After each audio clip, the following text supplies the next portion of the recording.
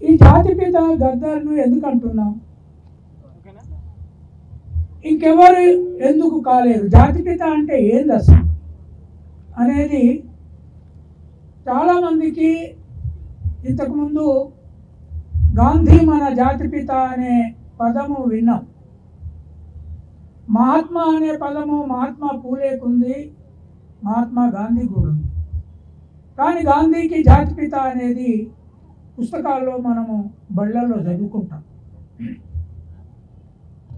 ఇవాళ తెలంగాణ ప్రజల తరపున మనమందరం ఇక్కడ కలిసి ఆ అక్షరాలు రాసుకొని వాటికి కరెంట్ కనెక్షన్ ఇచ్చి గద్దర్ను తెలంగాణ జాతిపితగా డిక్లేర్ చేశాం. చేశామా? చేశాం.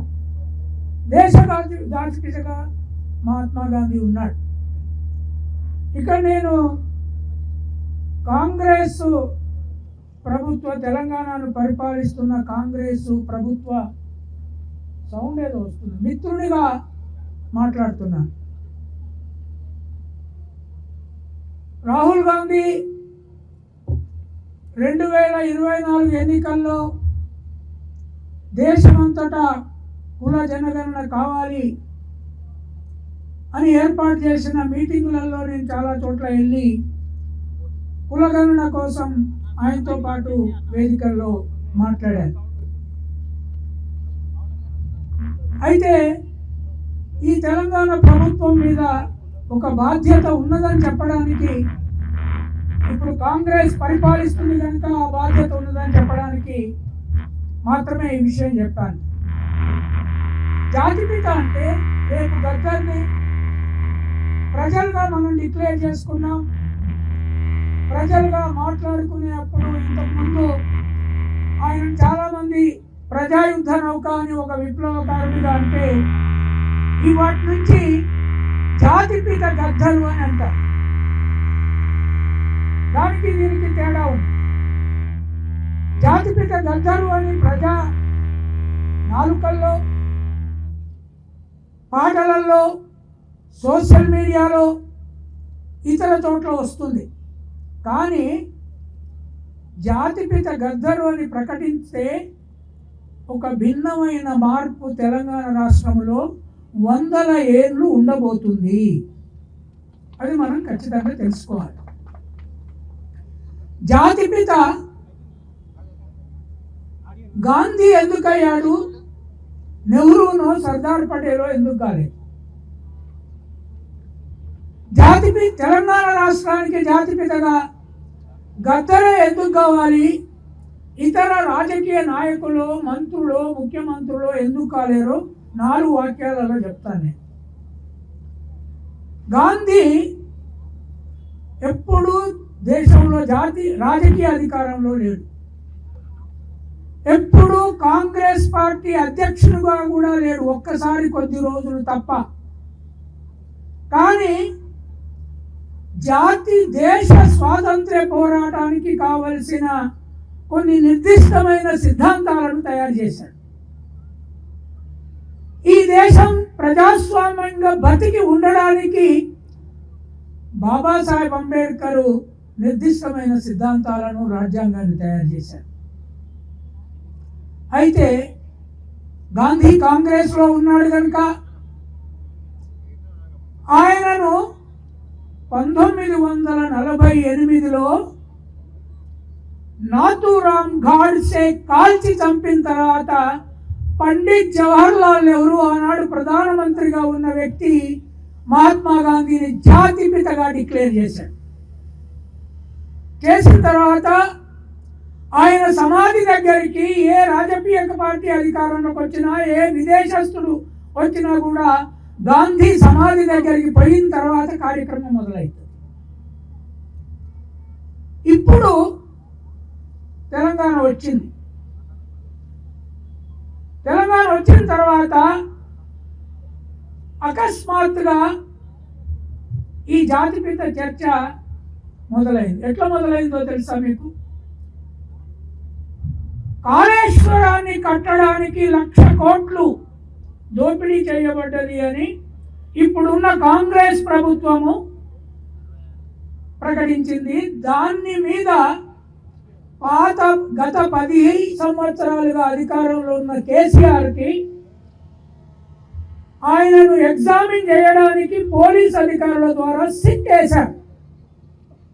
వేసినప్పుడు ఆయన కొడుకు ఆధ్వర్యంలో ఉన్న పార్టీ, ఆయన బంధువులు ఆ పార్టీలో ఉన్నారు, వాళ్ళందరూ తెలంగాణ జాతిపితనే పోలీసులు విచారిస్తారా అని ప్రకటించారు.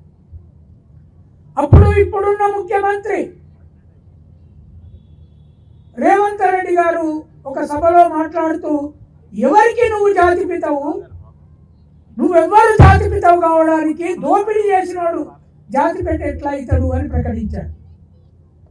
కానీ ఆ జాతిపిత అనే సీటు ఖాళీగానే ఉన్నది.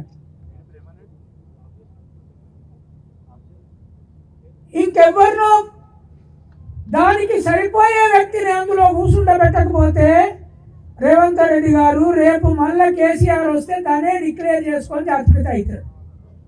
మీరు అన్నంత మాత్రాన ఆగడు. అప్పుడు మేము ఆలోచించాం, కేసీఆర్కు అర్హతలు ఉన్నాయా లేదా ఇంకెవరికైనా ఉన్నాయా అంటే, జాతిపితకి ఏమి లక్షణం ఉండాలి? మొట్టమొదలు నిరంతర కాలంగా ఒక ప్రాంత విముక్తి కోసం తన కుటుంబాన్ని, తన జీవితాన్ని, తన ఆలోచన విధానాన్ని అన్నిటినీ ఒక విముక్తి కోసం పోరాడిన వ్యక్తికి ఒక అర్హత ఉంటుంది. రెండవది, దానికోసమే ప్రాణాలు బలిపెట్టిన వ్యక్తికి కూడా అర్హత ఉంటుంది. తర్వాత అధికారంలో లేకుండా తన కుటుంబాలకో తన బంధువులకో ఆస్తుల కోసమో దోపిడీ చేయకుండా ఉండే వ్యక్తికే అర్హత ఉంటుంది. గాంధీ మనవలు నాకు తెలుసు. గాంధీ మనవలు కానీ కొడుకులు కానీ అధికారంలోకి రాలేదు. అట్లాగే గాంధీ కాల్చి చంపబడ్డాడు. తర్వాత ఆనాటి ప్రధానమంత్రి గాంధీని జాతిపితగా డిక్లేర్ చేశాడు. తెలంగాణలో తెలంగాణ కోసం ఎవరు కాల్చబడ్డారు, ఎవరు తుపాకీ గుండెలకు గురయ్యారు అంటే 1997లో మళ్ళీ రెండవ తెలంగాణ ఉద్యమాన్ని మొట్టమొదలు భువనగిరిలో మొదలుపెట్టి అక్కడ ఆడి పాడి మొత్తం తెలంగాణను ఉర్రు తలూగించిన గద్దర్ను చంద్రబాబు నాయుడు నెల రోజులు తిరగక ముందే 6 తుపాకీ గుండ్లు ఆయన గుండెలో కూర్చాడు.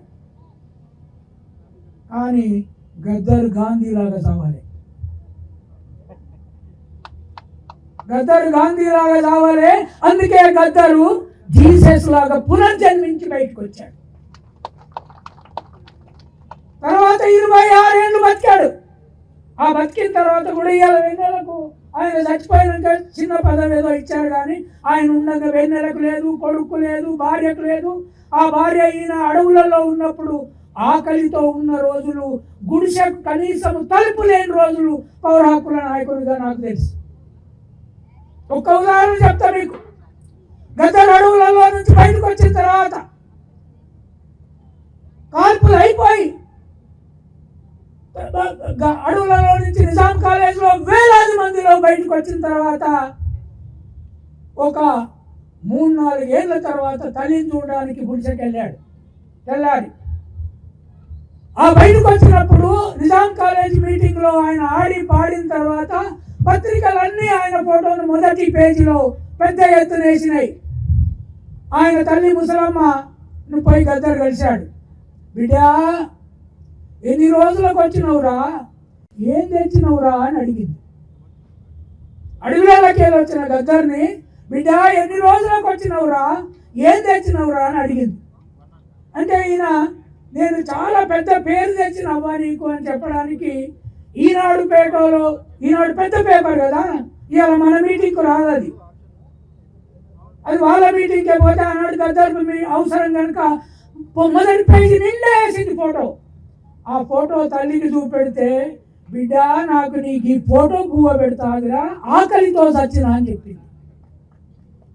ఆకలితో చచ్చిన పువ్వ కావాలిరా నాకు, ఎన్ని రోజులకు నాకు నాకు పువ్వ లేక ఏడ్చినా అని. అటువంటి గద్దరు 6 తూటాలు కడుపులో దిగితే ఇవాళ నిజాం హాస్పిటల్కు డైరెక్టర్గా ఉన్న బీరప్ప 5 తూటాలు కడుపు నుంచి తీసి 1 తూట బోన్లో వెనుక భాగాన స్పైన్లో చిక్కుకొనున్నది, దాన్ని తీసను చచ్చిపోతా ఉన్నాడు.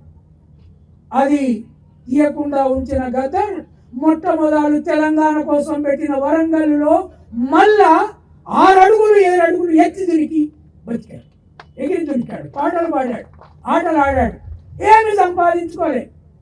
మళ్ళీ ఆఖరికి ఒకప్పుడు అంబేద్కర్ వాది, ఆ తర్వాత విప్లవవాది, ఆ తర్వాత ప్రజల కోసం తిరిగాడు, ఆడాడు, పాడాడు, శవాల మోసాడు, అసెంబ్లీకి వెళ్ళి కొట్లాడాడు, శవాలను మీరు తల్లిదండ్రులకు ఇచ్చేయాలి. తర్వాత చచ్చిపోయే ముందు ఇట్లా అయ్యేటట్లేదని కాంగ్రెస్కు దగ్గర అయ్యాడు. రాహుల్ గాంధీని కలిశాడు, సోనియా గాంధీని కలిశాడు, మీరు తెలంగాణ ఇవ్వాలని. ఆఖరికి తెలంగాణ వచ్చింది. వచ్చిన తర్వాత ఈ తెలంగాణను బాగు చేయాలని చెప్పడానికి కేసీఆర్ ముఖ్యమంత్రిగా ఉన్నప్పుడు ఆయన ప్రజాభవన్ అని, ఆ భవన్ నేను చూసిన, ఇప్పుడు బట్టి గారు ఉన్నారు, ఒకరోజు డిన్నర్కి పిలిస్తే పోయి చూసిన, అబ్బో అంత పెద్ద భవన్ ఇది ఆ రాష్ట్రంలో లేదు, అంత పెద్దది కట్టుకొని దాంట్లో కూర్చున్నాడు. ఈయన 8 గంటలు ఎండలో కూర్చుంటే ఈయనకు కనీసము రమ్మని లోపలికి విలువని కేసీఆర్. అటువంటి మనిషి మళ్ళా కాంగ్రెసు అధికారంలోకి రావాలని ఊరేగింపులో తిరిగి ఖమ్మంలో రాహుల్ గాంధీతో పాటు మీటింగ్లో పాల్గొన్నాక గుండె రోగం వచ్చి హాస్పిటల్లో పడి చచ్చిపోయాడు కేసీఆర్. ఆయన కూడా ఒక బొమ్మ వేసుకున్నాడు, ఏంది నిరాహార దీక్ష చేసిన దానివల్లనే వచ్చిందని. నాకు నిరాహార దీక్ష ఆయన నిమ్స్లో చేసినప్పుడు ఉన్న డాక్టరే చెప్పాడు, ఈయనకు అన్ని కావలసిన ఇంజక్షన్లు అన్ని తిండి ఇంజక్షన్లే అని చెప్పాడు. అన్ని తిండి ఇంజక్షన్లే ఇచ్చాం. అంటే నిరాహార దీక్ష చేసి నువ్వు ఆ బొమ్మ వేసుకొని జాతిపిత అంటే, ఇవాళ తెలంగాణ ప్రభుత్వం ముందు ఒక ప్రశ్న మిత్రునిగా పెడుతున్నా. ప్రజలు ఇక్కడ మనం డిక్లేర్ చేసుకున్నావా, గద్దరే తెలంగాణ జాతిపిత అని మనం డిక్లేర్ చేసుకున్నావా లేదా? మనందరం డిక్లేర్ చేసుకున్నాం. కానీ మీరు వచ్చే ఆగస్టు ఆయన చచ్చిపోయిన 6వ తారీఖు నాటికైనా ఆయనను డిక్లేర్ చేస్తే ఆయన తెలంగాణ జాతిపిత గద్దె దగ్గరికి పోకుండా ఎవ్వరు ఎక్కడికి పోలేరు. అప్పుడు అంబేద్కరు, బుద్ధుడు ఇప్పుడు ఎన్నేళ్ళు బతుకున్నాడు ఈ భూమి మీద? బుద్ధుని బొమ్మ ఎంతమంది ఇంట్లో ఉన్నది, ఎన్ని మార్కెట్లలో ఉన్నది, ఎన్నేళ్ళు బతుకున్నాడు? 2600 సంవత్సరాలు బతుకున్నాడు. ఎందుకు?